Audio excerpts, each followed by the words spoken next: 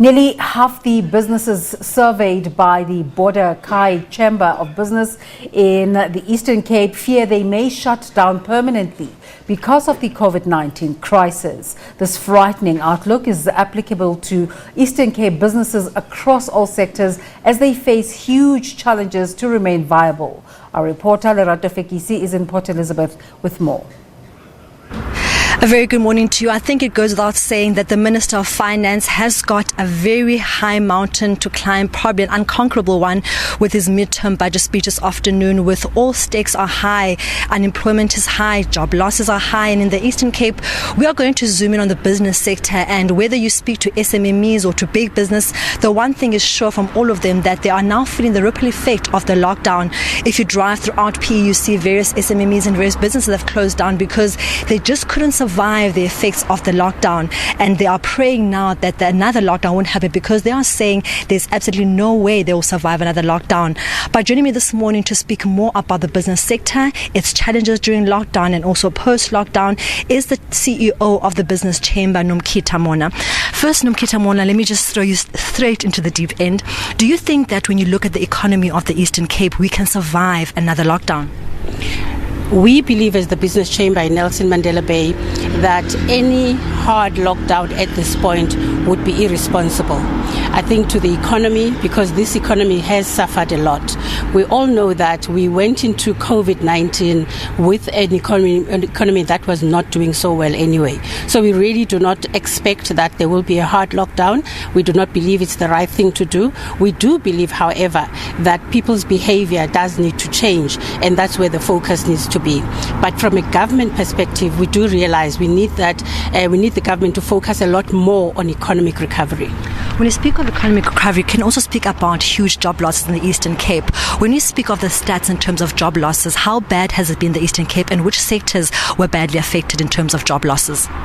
Well, in terms of the Eastern Cape in particular, we have lost about 215,000 jobs since the beginning of this year, 2020. And within that 215,000, there's about 75,000 jobs lost within the Nelson Mandela Bay alone. And if I take you back, Lerato, you will realize that Nelson Mandela Bay is a metro that has the highest unemployment rate in all the metros of South Africa pre-COVID. So I think things are getting worse as it stands. So there are a number of, I think globally, in terms of all the sectors, we have had some businesses not doing well. However, we've seen the manufacturing sector, which is what we rely a lot on here, that has suffered quite a bit in this area. We've seen in the country, in particular, that agriculture has done rather well, and it's shown, it's the only one, in fact, that has shown a positive impact on the GDP. But if you look at the Nelson Mandela Bay in particular, and you see that it's more urbanized rather than a farming area, you realize that we actually are on the receiving end of tourism, of the manufacturing sector, the logistics. They all have suffered tremendously. You can also not speak about business and not speak about the SMMEs, which are huge economic drivers for the metro as well. How badly have they suffered? Have some closed down? And do they see themselves surviving now post-lockdown? There have been some SMMEs who couldn't remain open. They've had to close. Some of them were members of the Business Chamber, and they've come to us to say, unfortunately, because of the length of the lockdown and the fact that there's been no trading, we are then forced to actually close down.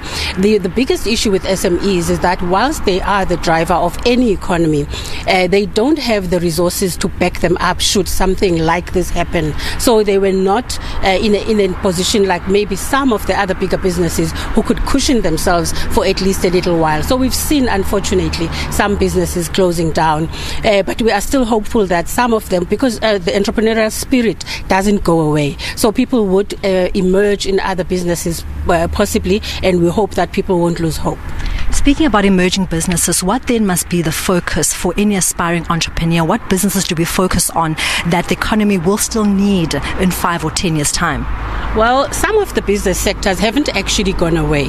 It's the manner in which you do them that has changed. So even if you're in a traditional car manufacturing business or any other business for that matter, it's important that how you do business has now changed, because there's the whole thing about 4IR, there's the whole issue about digitization. So So the sooner we all get onto that kind of bandwagon, the better. So we've seen some of the global business services and your business processes operations actually doing well.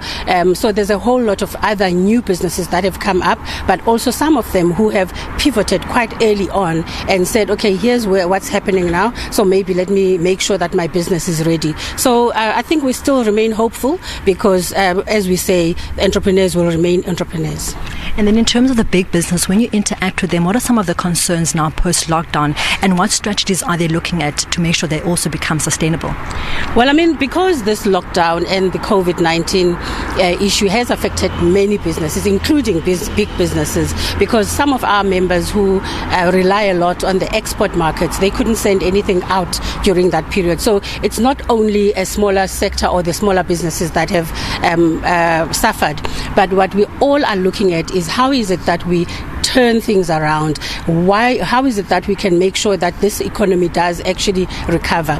We're looking particularly to the speech by the finance minister this afternoon, where he put some meat to what the president has spoken about the last 2 weeks around how it is that we are going to create all these 800,000 jobs, and therefore we're looking at how is it that he's also going to stabilize the national debt, because that's also one of the focus areas that he spoke about. So as the Eastern Cape, we have 3 ports in this region, and all these 3 ports are doing well, and we would like a situation where we can be supported nationally to make sure that we can bring new catalytic projects that are big projects that can create jobs in the region.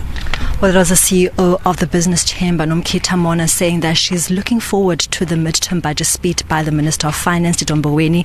I really wanted to focus on how we create jobs, which is a huge problem in the Eastern Cape. She spoke earlier on about the huge unemployment rate, but also saying that we've got huge economic drives in terms of the maritime sector, in terms of our ports, in terms of agriculture sectors that just need more funding and assistance from government to make sure they also become as strong during this time of the pandemic. So she's saying that she's hopeful, she's optimistic that beyond this cloud there definitely is going to be a silver lining. But for now, let's go back to you in studio. Thank you so much for that update, Lerato.